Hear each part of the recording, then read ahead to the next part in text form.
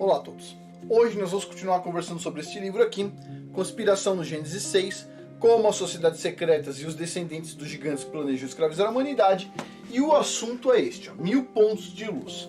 Então vocês estão vendo aqui uma imagem, uma figura, aonde tá meio borrado aqui, mas na verdade é um monte de monge, né, sentado aqui, e o pessoal colocando uns balões assim, subindo umas lamparinas com uma vela dentro, né?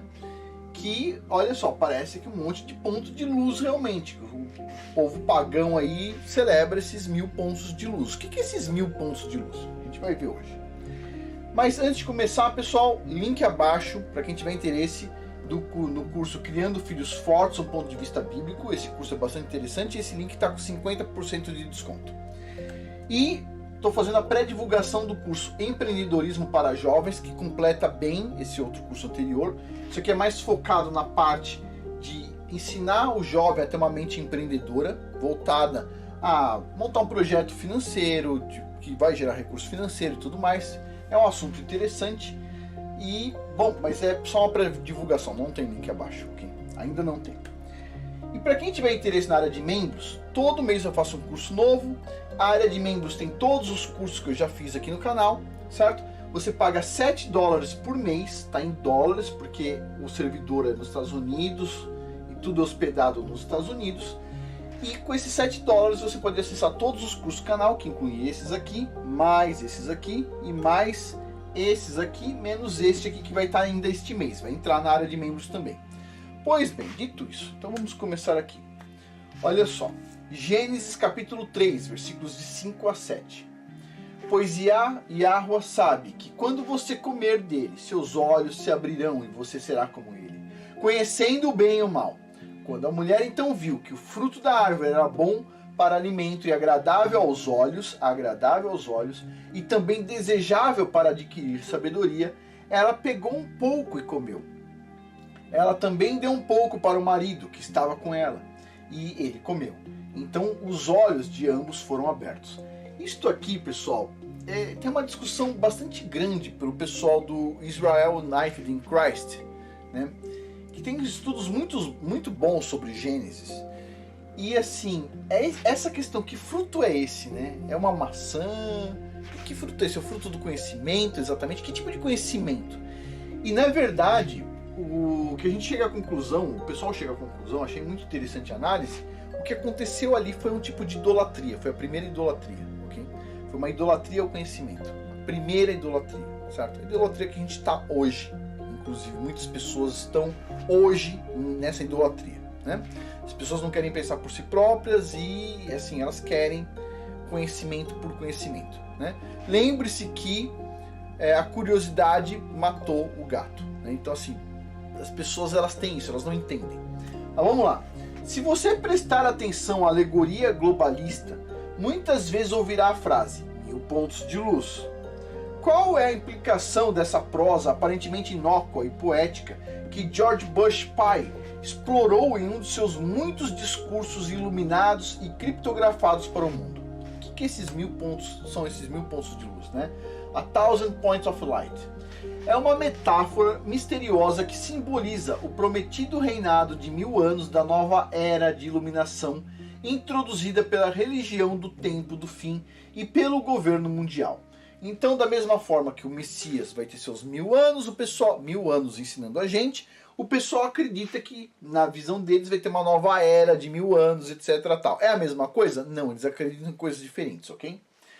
E também é uma linguagem figurada que representa a centelha espúria do divino mantida nos espíritos da humanidade. A centelha figurativa foi então disseminada em todo o mundo ao longo dos tempos. Os politeístas acreditam que essa centelha está codificada no DNA de uma elite seleta. Ele pode ser liberado por meio de uma conexão com uma força vital universal, unindo o mundo por meio de uma convergência vibrante e harmônica. Então vamos lá. Os politeístas acreditam que essa centelha está codificada no DNA de uma elite seleta. Não está no de todo mundo. O Criador colocou o nome dele, Yud Rei Vav Rei, no DNA de cada um de nós. O pessoal diz que eles acreditam então que uma centelha divina foi colocada no DNA de quem? De uma elite seleta. Por isso que a elite é tão importante para esses caras. Pois bem, dito isso. E é lógico, essa coisa horrorosa pagã aqui, que representa, olha, o reinado vindouro do capeta, basicamente, certo? Não do Messias. O pessoal está tentando conseguir fazer isso e não vão conseguir, obviamente. Isto aqui está nos desenhos, está em tudo quanto é lugar. Tudo que você assiste na televisão, você pode deixar seu filho assistir 1 hora. 1 hora de televisão, ele vai aprender ali umas 15, 20 coisas pagãs. Exato. Ou seja, não tem jeito, a cultura vai absorver seu filho, sua filha, vai absorver. Seu filho pode ser a melhor pessoa do mundo, você pode ser a melhor pessoa do mundo, você pode dar aula para eles, você pode fazer tudo direitinho. Colocou na televisão, colocou para frequentar com os coleguinhas desse mundo aí, esquisito, tipo assim, você já perdeu, a cultura engoliu, acabou, ok?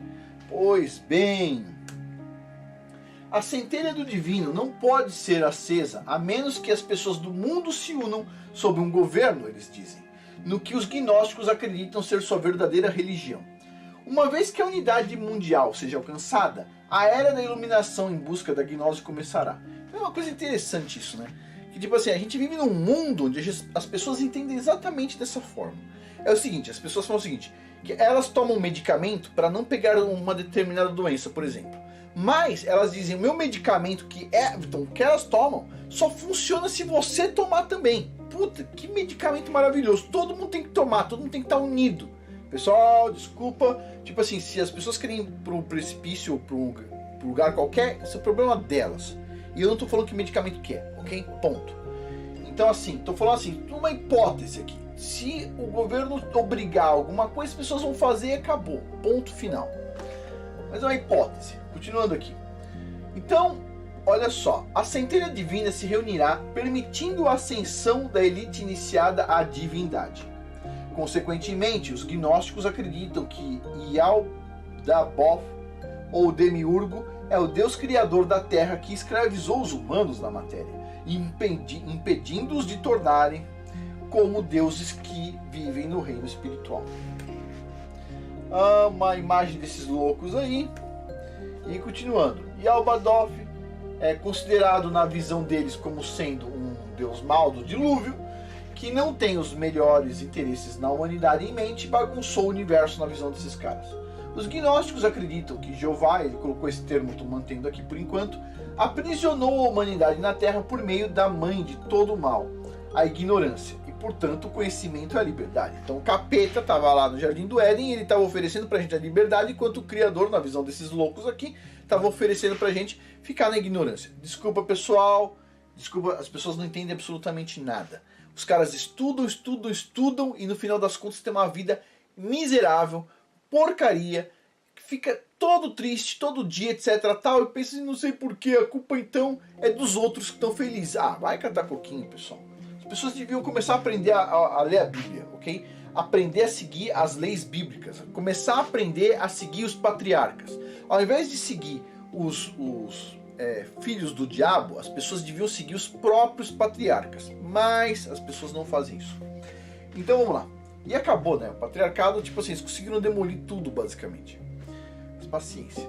O mito gnóstico afirma que é missão do pensamento posterior, ou seja, vida, ou Zoe, ou Sofia, e também do Espírito Santo, na visão deles, a ajudar a humanidade a coletar o poder roubado por Yaldabaoth, agora amplamente difundido na raça gnóstica genuína, a posteridade exclusiva então de Nephilim.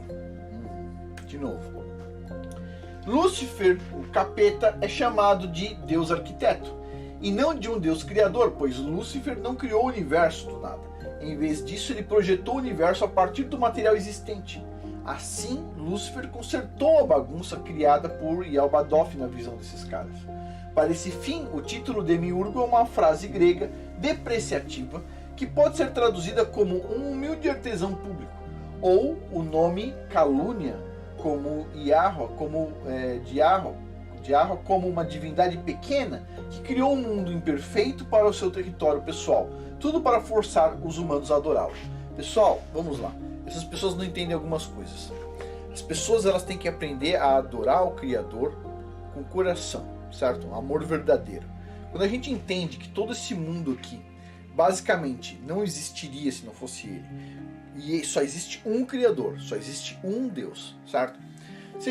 Quando a gente entende que tudo isso aqui só existe por causa dele, que os nossos filhos existem por causa dele, que nossa esposa, e assim vai, nossa esposa, tudo isso aí existe por causa dele, a gente começa a entender que tudo que a gente ama, tudo que a gente gosta, vem por causa dele. Então a gente começa a amar mais ele, é isso que a gente tem que fazer, certo?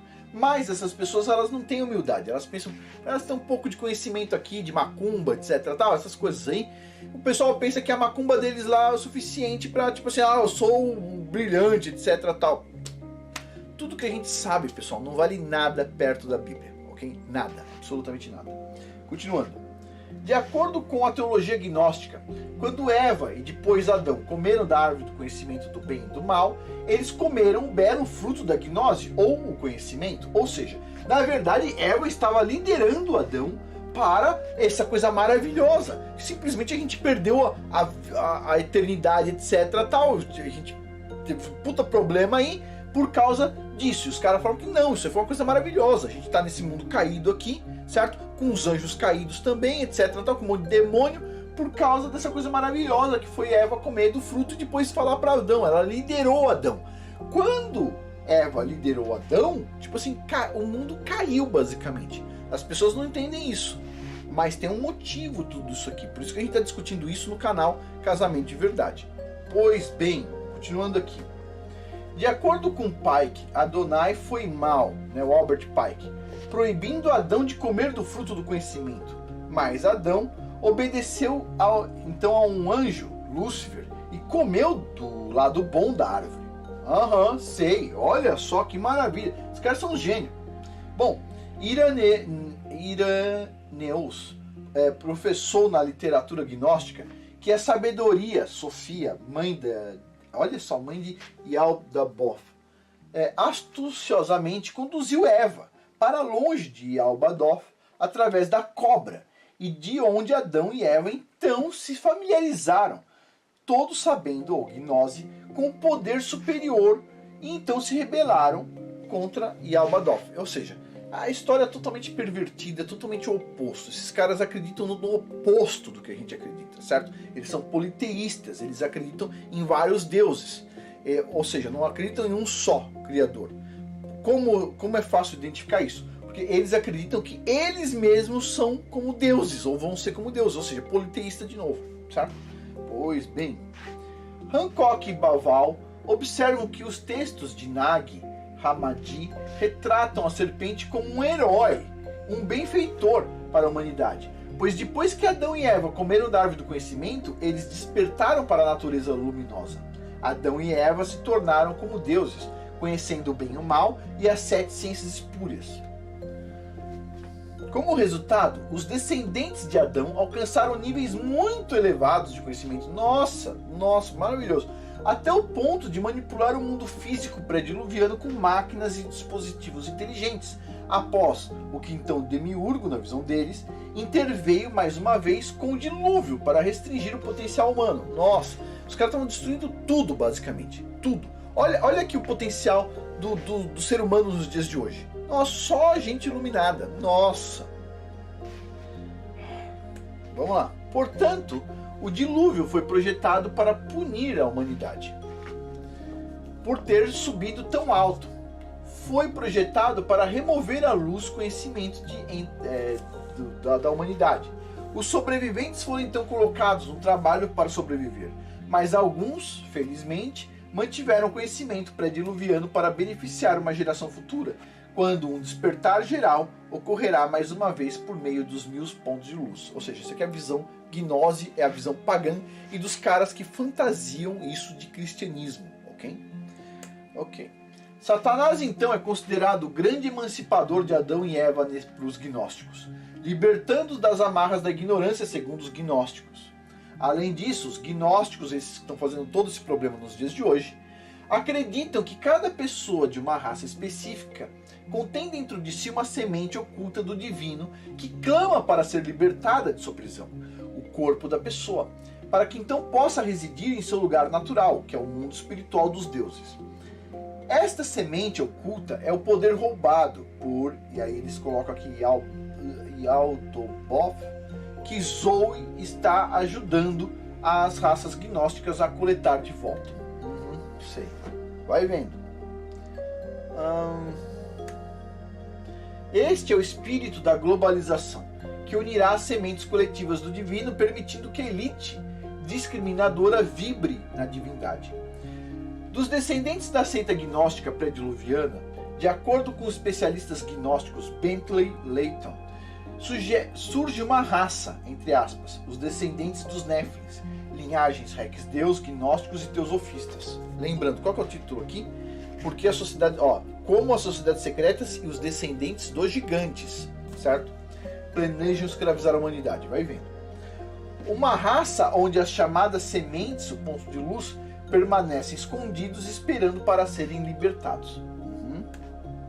A igreja gnóstica da nova era afirma ser uma posteridade celestial na Terra desde Sete. Vamos lá, Sete. A gente tem uma confusão aqui, eu coloquei essas interrogações aqui, porque assim, até 7, estava tudo perfeito, certo? Então, de Adão até 7 gerações, estava tudo perfeito, não tinha problema, não tinha corrupção ali. Depois vem a corrupção depois de 7. Então, olha só, não é o mesmo 7, ok, que ele está falando aqui. Os gnósticos referem a si mesmo no mito como a posteridade de Sete, a descendência da luz, a raça perfeita e a raça imóvel. Os gnósticos acreditam que Sete foi o pai da raça viva e imóvel, também conhecido como a posteridade do eterno Sete, uma raça de Néfilin. O setianismo, ou gnosticismo setiano, afirma ser uma raça espiritual da humanidade, descendentes de Sete, criado pelo anjo Autogênese, à semelhança do anjo Adamas. Essa foi a infame Emaca 7, e não o 7 bíblico. Ok, isso aí eu concordo. Os gnósticos acreditam que as genealogias do Antigo Testamento, que registram Adão por meio de Noé, foram planejadas para emular as supostas linhagens reais descendentes de Emaca 7 e outros Néfilin.